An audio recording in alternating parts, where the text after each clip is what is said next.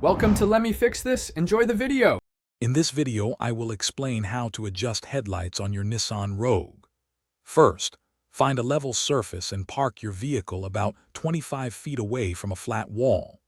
Make sure your tire pressure is accurate and your fuel tank is at least half full to ensure proper vehicle stance.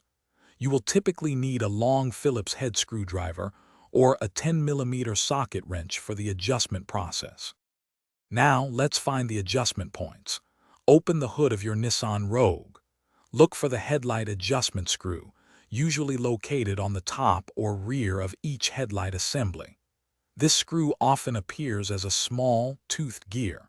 You might need to insert a long Phillips head screwdriver through an opening near the radiator support to reach it effectively.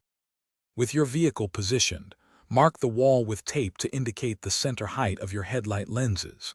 Now, use your screwdriver to turn the adjustment screw. Turning it clockwise will typically lower the beam, while counterclockwise will raise it. For optimal safety, aim the top edge of your low beam's brightest part, known as the cutoff line, to be 2 inches below the horizontal tape line on the wall. After adjusting, take your Nissan Rogue for a test drive on a dark road to verify the alignment. Ensure your low beams illuminate the road effectively without blinding oncoming drivers. Also, check your high beams. They should be vertically centered just below your marked line. Remember, proper headlight aim is crucial for safety, so consider having a professional check your alignment every 12 months. Thanks for watching. If you found this helpful, don't forget to like and subscribe.